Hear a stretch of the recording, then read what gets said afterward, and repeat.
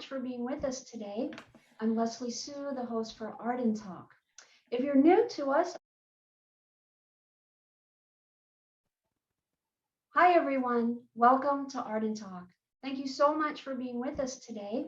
I'm Leslie Sue, the host for Art and Talk. If you're new to us, Art and Talk is all about meeting artists and being inspired. We embrace all the arts, the traditional and the spiritual arts, to bring you diverse and quality interviews to watch and to be inspired by. Today, we're starting part one of a two-part series called Partners in Music. And we'll be exploring a couple, a husband and wife, who are devoted to their music. And we'll be looking at them individually and collectively as well. One with a alternative rock influence, and the other with a classical music influence. All right, so today our guest is a singer, songwriter, and a self-taught multi-instrumentalist. So we'll be diving into his music and his musical journey. He'll be performing for us. We can see he's just about all set up there. All right, so let's go ahead and get started. I'd like to welcome our guest for today, Victor Murphy. Welcome. Thank you. Good to see you. Yes, it's great to have you here. Wow, you look like you're just like ready to go. I can't wait to hear some of your music. But would you like to share anything with us, just to kind of get the ball rolling? I know that you started to write or compose music at 11 years old. You want to kind of just start, like, how did that all happen and what that was like for you? Yeah, just sort of in a nutshell, I a few years back when I was like maybe I think 42 or 43, I was finally diagnosed as having ADD, and that has actually been both a burden and a blessing, because it's given me an ability to see things and do things in ways that other people don't. But when I was growing up and at an early age, because even though I didn't know what it was, because I found it difficult to communicate and express emotions and stuff, music became very cathartic for me. And from a very early age, I would play piano and things like that just by ear, and just kind of be in a room on my own playing, my version of different things. And then about the age of 11, I started to actually write songs with my best friend at the time. And then that sort of developed from there. So it's always been a way of communicating for me, really, more than anything. Yeah. All right. Well, I think we should just dive into a song. Sure. Yeah. All right. Sounds great. Yep. Thank you. Well, this song is called "Just Give Up." I wrote it.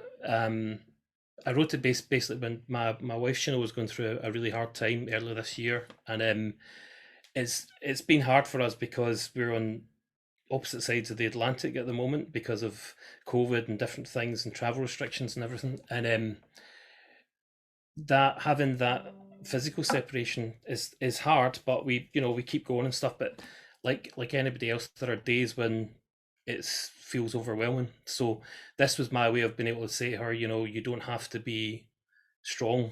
Just tell me how you feel. So it's a song of empathy, really, more than anything else. So it's called "Just Give Up."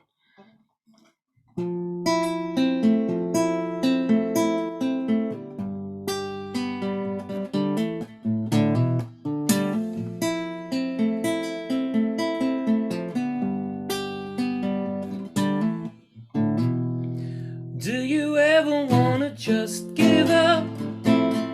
Do you ever wanna lay down your bags and sit in the dark? Oh, every day doesn't have to be just the same. Every day doesn't have to running from the black doll. Do you ever wanna just give up? Do you ever wanna lay down your bags and sit in the dark? Oh, do you ever wanna just give up? Do you ever wanna lay down those bags and sit in the dark? Oh,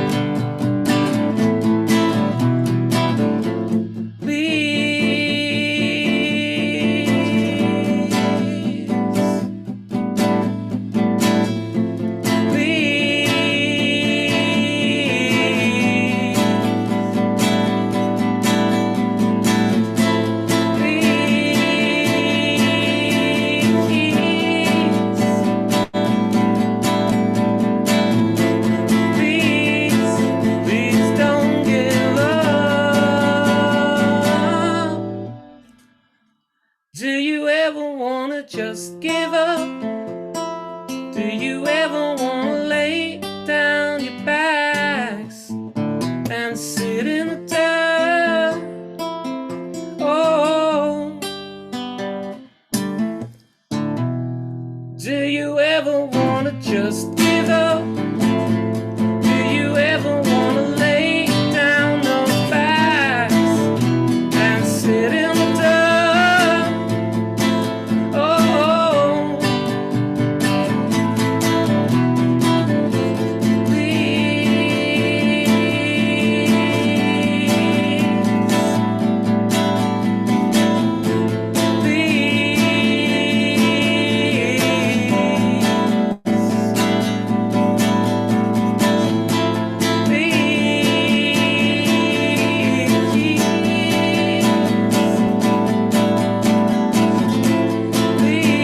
please don't give up.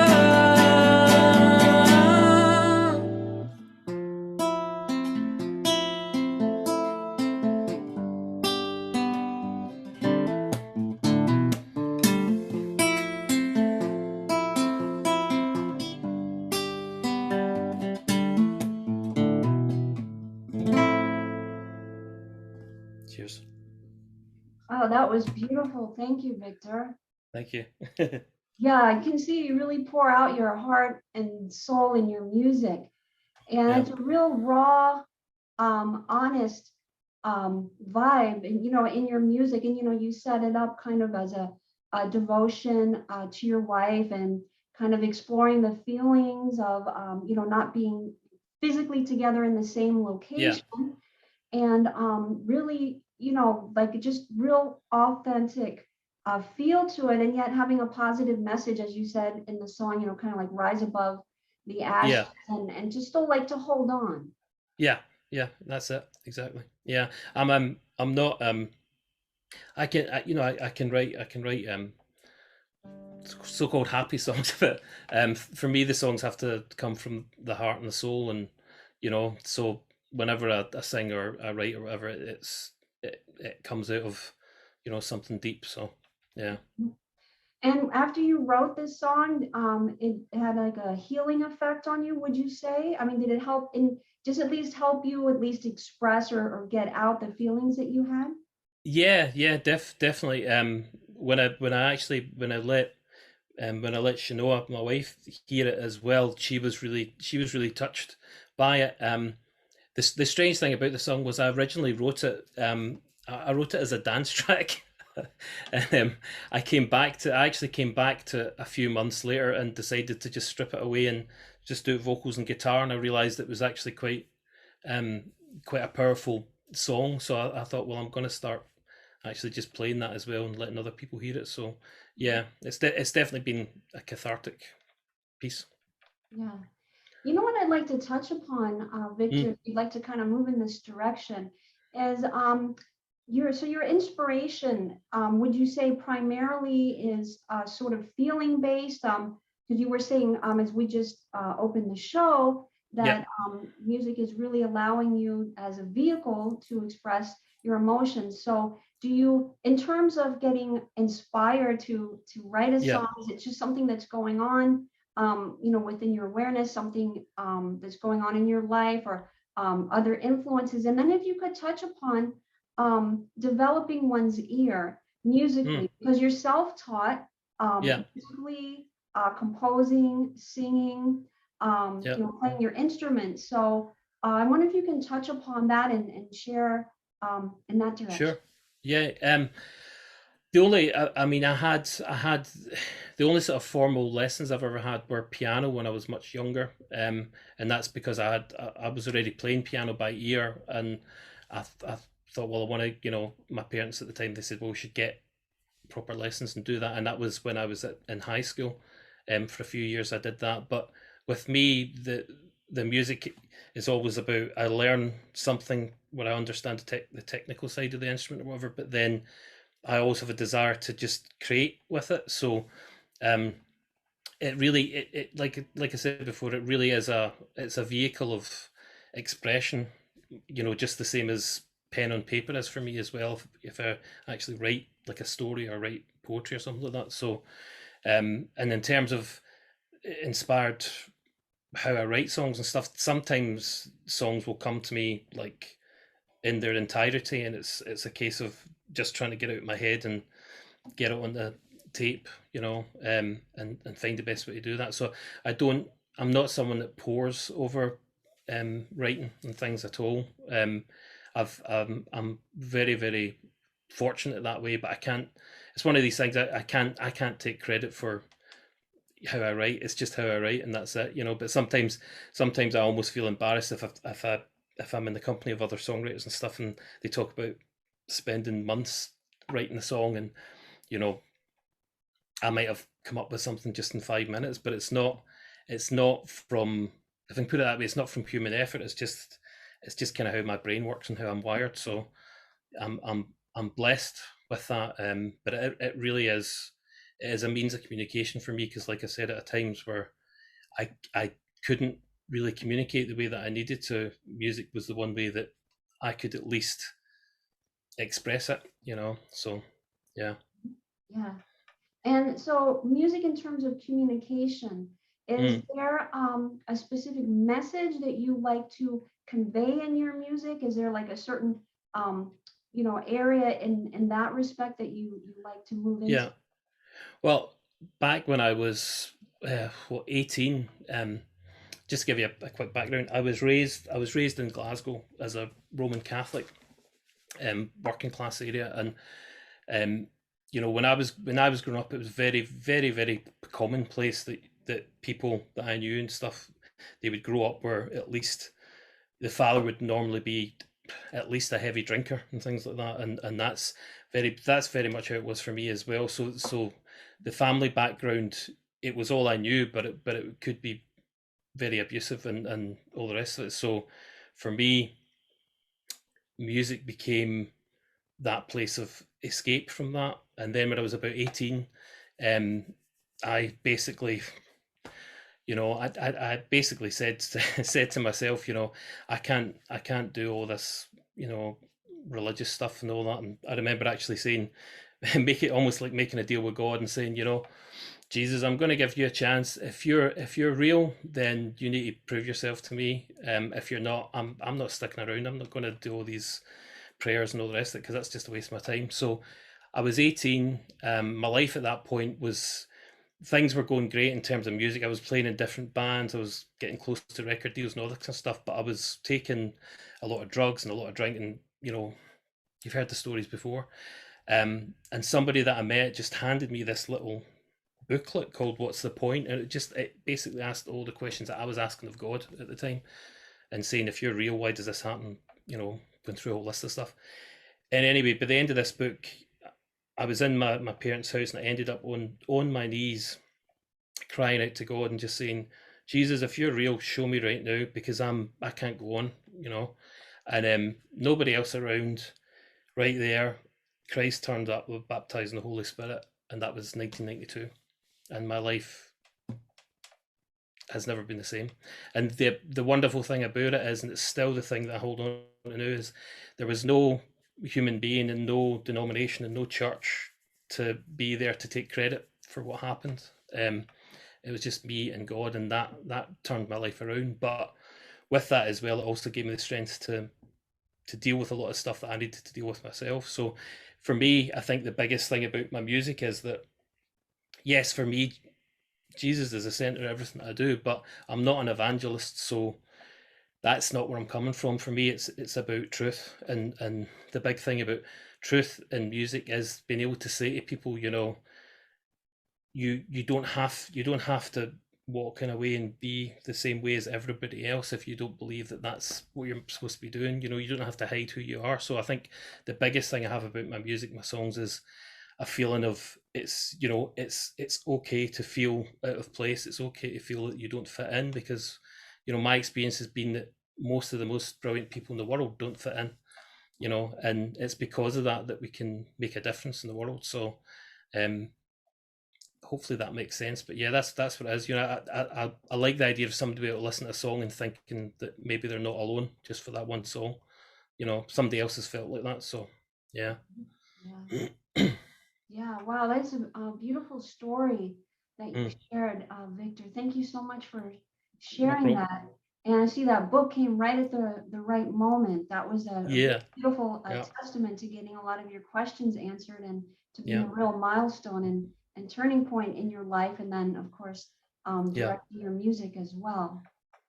Yeah. And I think just to add to that as well, I think that the one thing that taught me basically was, and it keeps me railing against the kind of easy answer um faith journeys, if you know what I mean, like the sort of black and white, yes, this is the answer for this and that's the answer for this, and everything's easy.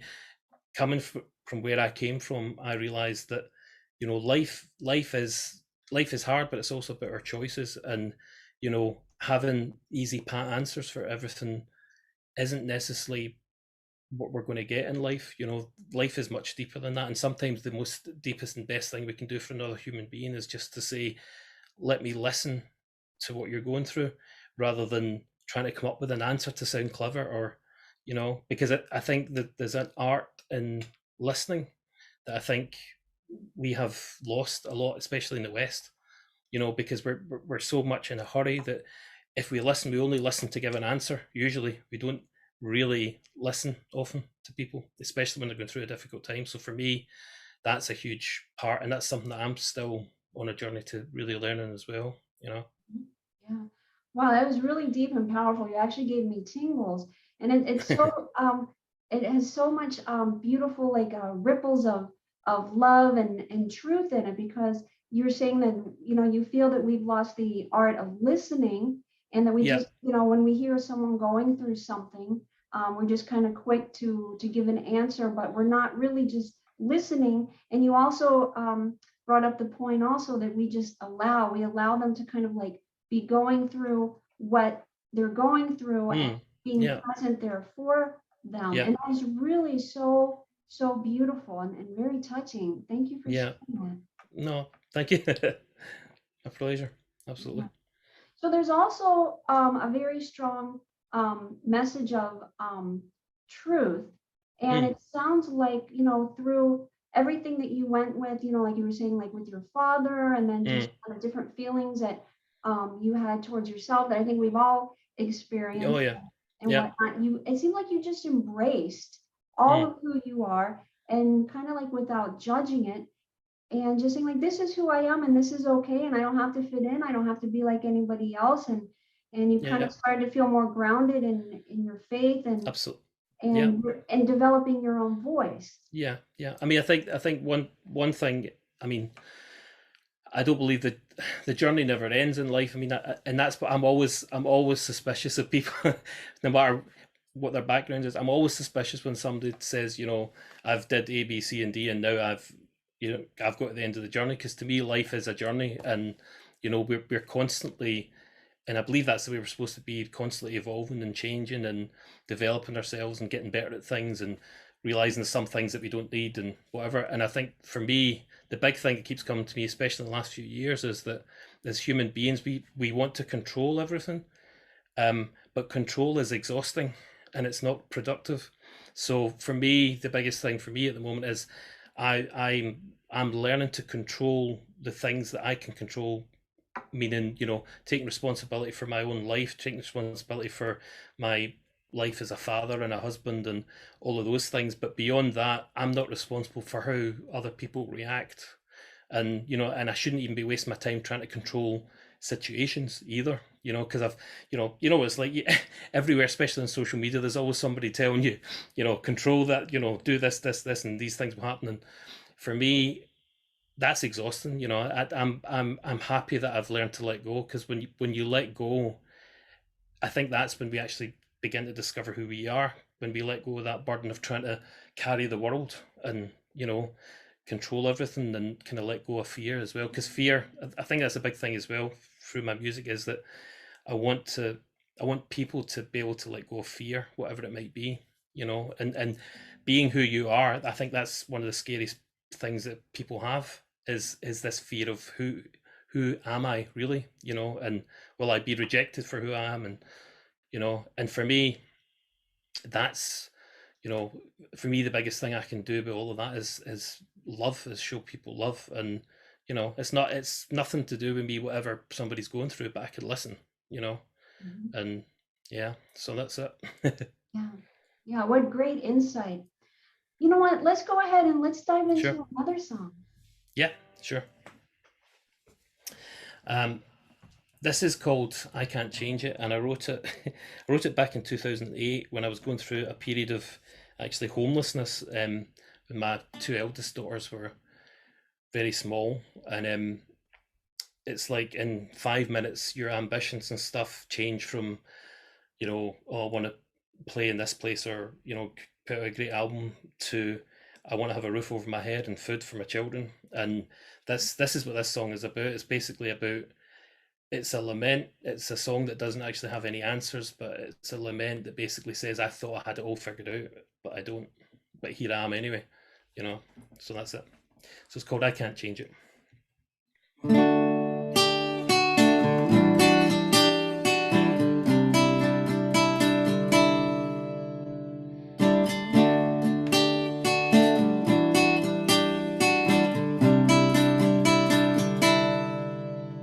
Through all my prayers and all my cries for help, through all the things I thought I knew so well, through all the times I thought I knew your plans, and now I'm the one left here standing in the dark. And all I know for sure is I don't know what's next. And all I know for sure is this: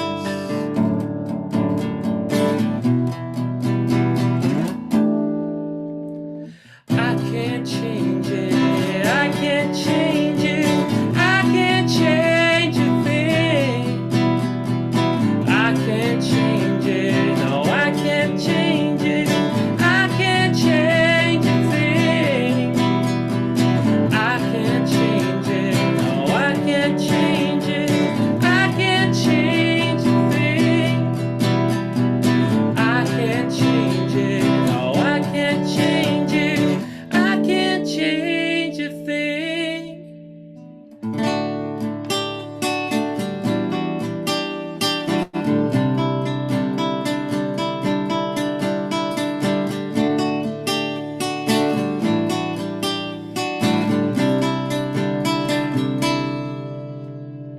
Through loss of home, of heart, of hope to fear, all the dreams I've placed into your hands, all the times I thought I knew your plans. Now I'm the one left here standing in the dark. And all I know for sure is I don't know what's next. All I know for sure is this: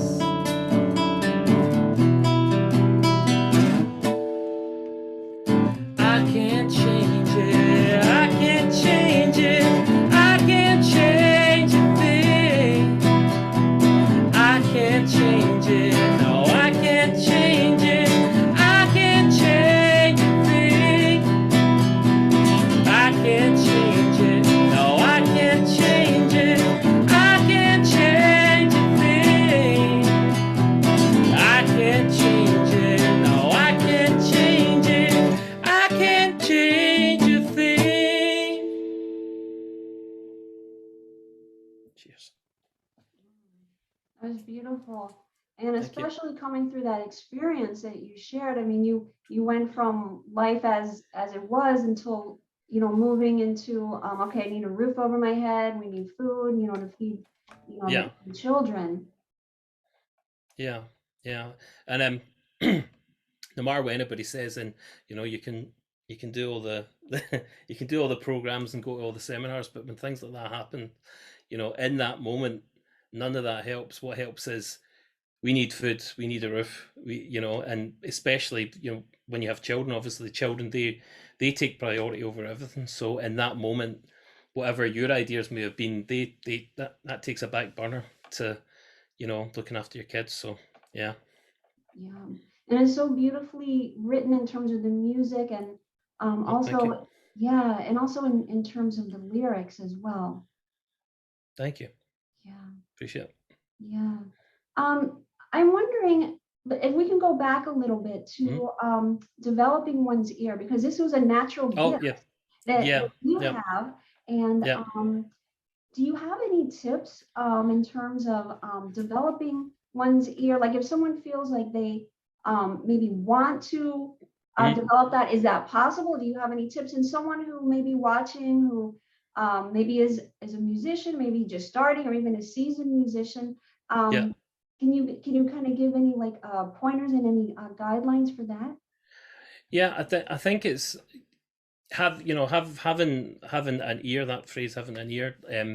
My father definitely my father was a professional musician. He also would build pianos and tune pianos, and he played many different instruments, but his route through that was formal um education and stuff, and he played in big bands and all this kind of thing. And he had an ear. He could sit down at the piano and play anything after just hearing it, like, for a very short period of time, and that's something that I always admired. So for me, the ear thing for me was slightly different. It was more that I would hear, if you like, I would hear the music in my head, um, and then I would begin to translate that onto the piano or whatever instrument I had. So for me, it was there, definitely there, and it was definitely a gift. But how I developed it was by, like anything else, you work out, you stretch your muscles. So it's like a muscle that you have to invest in. You have to stretch, and I would say it's like anything else. You daily you put yourself in a situation where you're listening and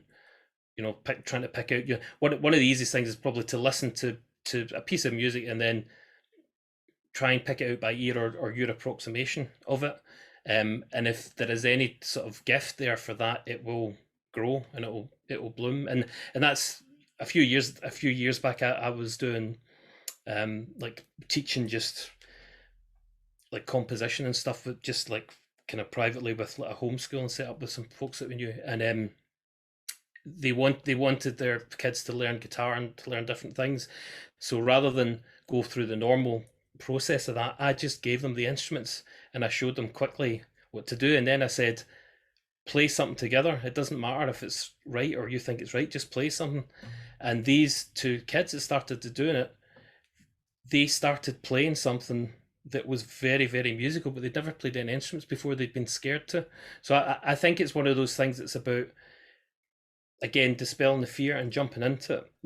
And even, like talking about my wife, I mean, she's classically trained. She can play in any genre at all, but she's classically trained, and she will tell me that often classically trained musicians actually don't have an ear in that way. It's because they're so used to reading the music and being told dun dun dun dun dun dun dun, this is how it happens, that it can be very hard for them to break out of that into like improvisation and things like that. So I would say if you have it, you usually have some kind of inkling that it's there. I think because you feel drawn, and it could be that you want to sing, because obviously you can have an ear and you want to sing same way as somebody else or whatever. So it's just investing in it like anything else, you Hmm. know.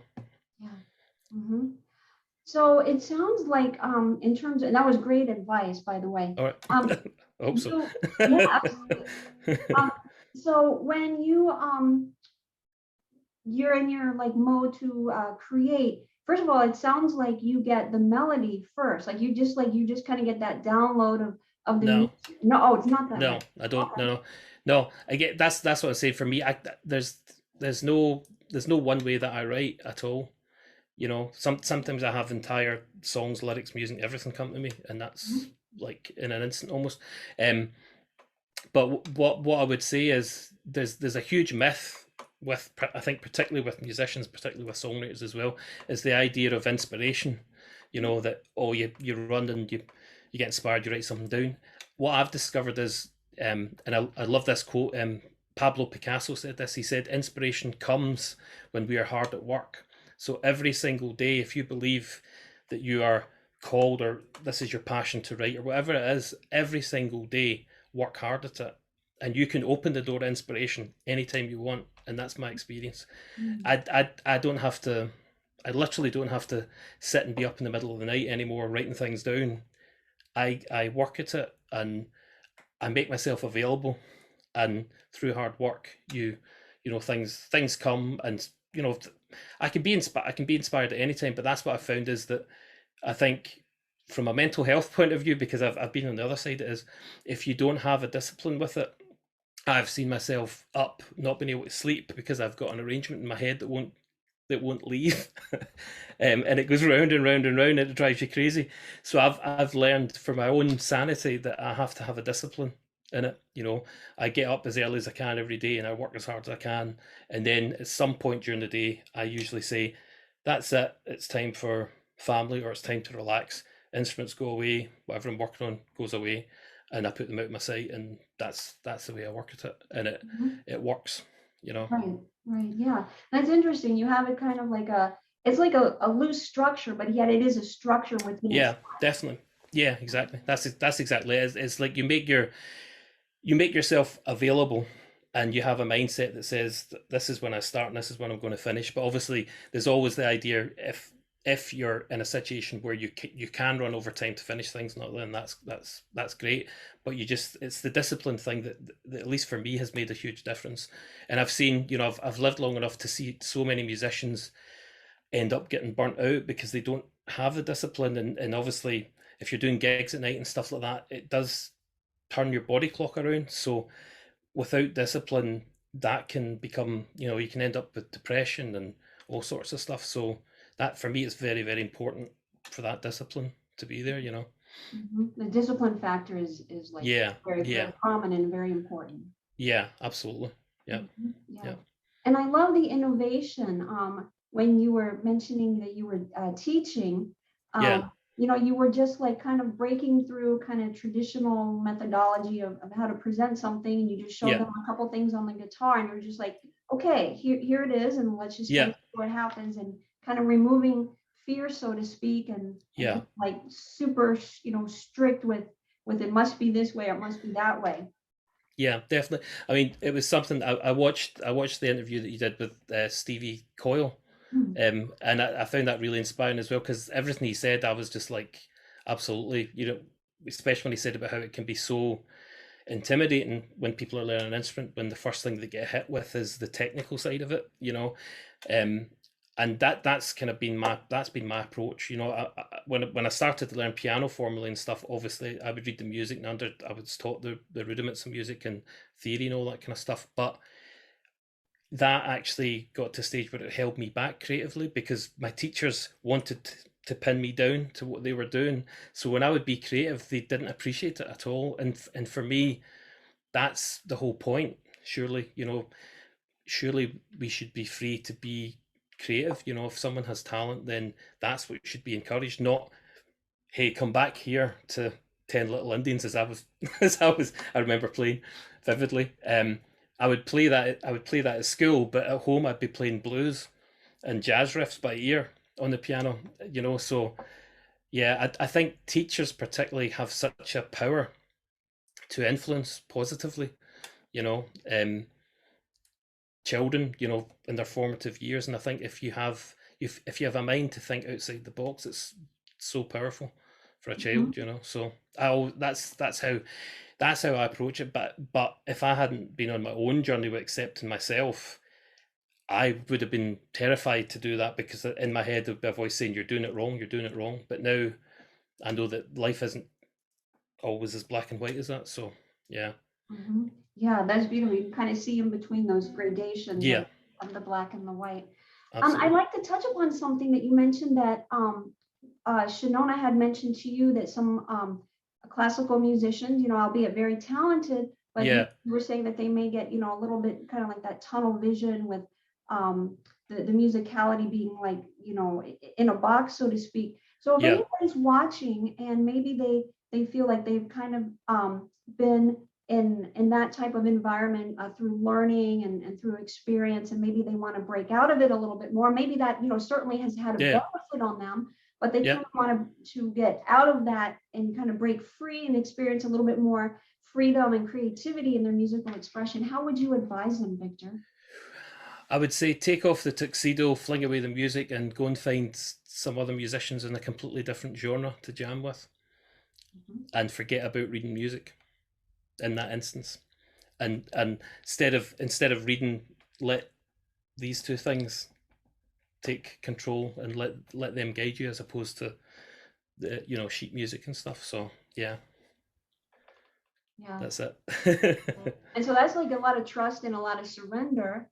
Uh, Mm, but I think it would wipe out the fear as well, because now yeah, it's like you're just kind of like, it's almost like you're in a new environment musically, so to speak. And so yeah, that absolutely. newness is going to like breed some freshness and creativity. Yeah, yeah, and I think when you have been so so well sort of disciplined and honed in that particular way with that, it is terrifying to think there's no music in front, and oh, I can make mistakes. And I think that that's a bit the big fear of a lot of people, especially creative people, that no matter what it is they're doing, is the fear of making mistakes.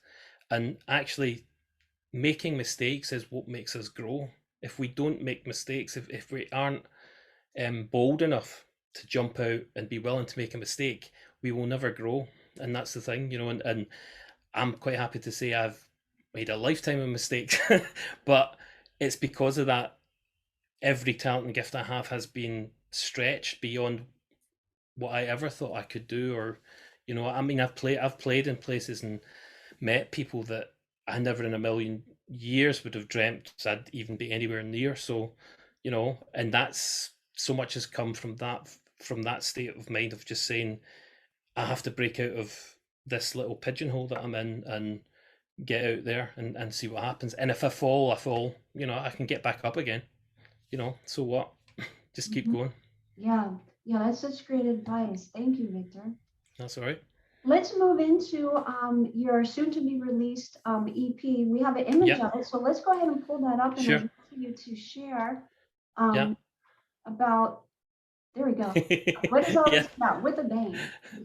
Yeah. So the first track I played is actually going to be on the EP as well. So this is called With a Bang. The song With a Bang is basically a song about um I mean, at its heart, it's actually a song about breaking free from domestic violence and domestic abuse. At the end of the day, it's quite a deep song, but it's delivered in a package that's very um, funky and sort of rocky and sort of contemporary. And on the EP itself, there's three different mixes of that song as well. This photo it's actually a photo that my youngest daughter, who is in the photo, Mia, took of herself, and I asked her if I could use it because I just thought it was such a brilliant photo, because she's got this massive bubble, and for me, the whole song With a Bang and the whole idea of it is about bursting the bubble that other people have on us, that bubble of control, that bubble of projection about who they think we should be. And I just thought it was just a brilliant image, and she said she was okay with me using it. So yeah, I just thought it was a cool image. Yeah, yeah, absolutely. And you have such a beautiful message of freedom and authenticity and being true to your voice. Yeah. Um yeah, I mean, because when I was younger, I've been through the whole thing of, if you have any sort of talent, sooner or later you get people coming around you who are managers, or in music, people from record labels and stuff like that, and everybody wants to hone you as an artist. Everybody wants to imprint their idea on you, and I learned at an early age that whenever I gave into that, I lost something of myself.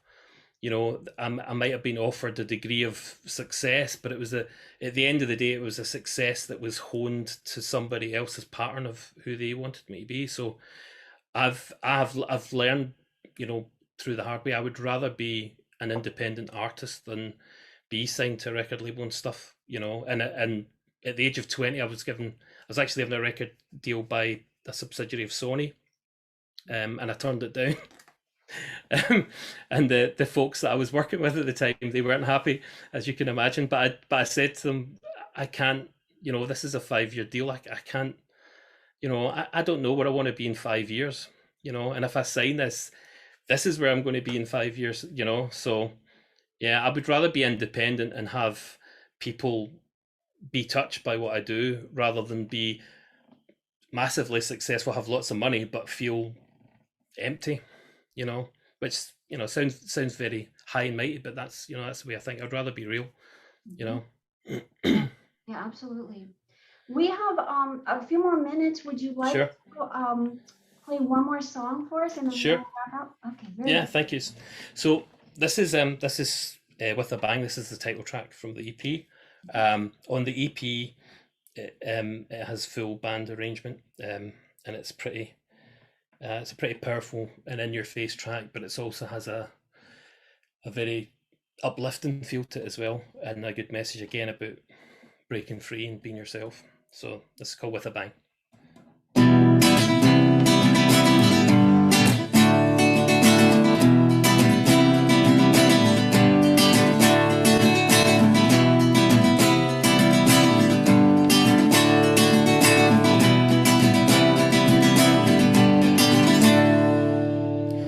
I'm so tired, waiting for your approval. I'm so tired, waiting for your reconciliation. I don't wanna be your puppet. I don't wanna be under your control. Wanna go out with a bang,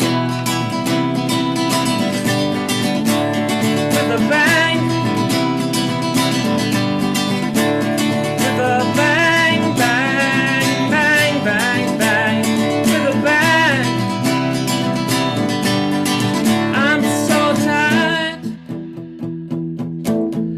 waiting for your information. I'm so tired, waiting for your affirmations. I don't wanna be your puppet. I don't wanna be under your control.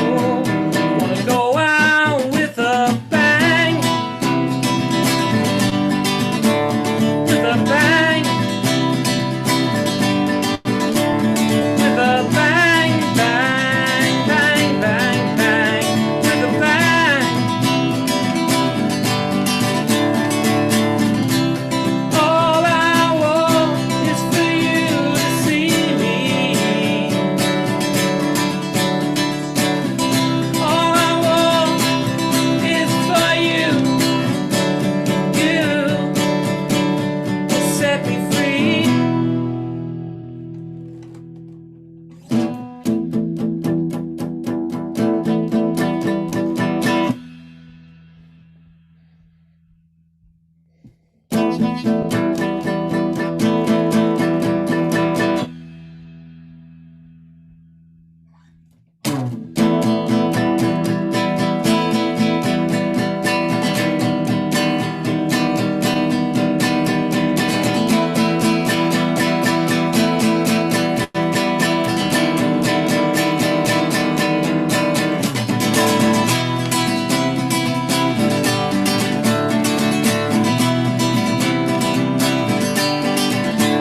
With a bang, bang, bang, bang, bang, with a bang.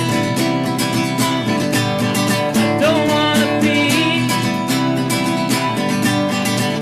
your puppet. Don't wanna be under your control. Go out with a bang.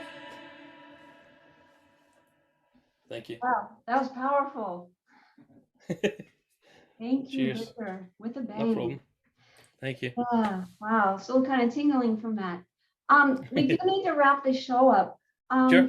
So we always let our guests provide the closing comments, however you'd like to close out the show, and let Sure. us know how we can stay connected with you when the EP is going to be out and all that good stuff. Sure. In terms of being connected with me, you can find me on Instagram under the name of Colors of Society. You can find me on Twitter. I don't do Twitter as much, but I'm on Twitter as SBTT Records. On Facebook, I have a fan page, Victor at SBTT Records. And, excuse me, the website is victorwoolensilk.com. And that's the website. I try to keep the website as up to date as possible, so all the releases and stuff will be on there. And also my fan page, probably my fan page on Facebook is probably, I would say, is the best for like up to date, really up to date information. So the release will be detailed there exactly when it's going to be released. But I'm hoping and I'm planning that it will be within the next week. So I'm still in the process of mastering. So yeah, so that's it.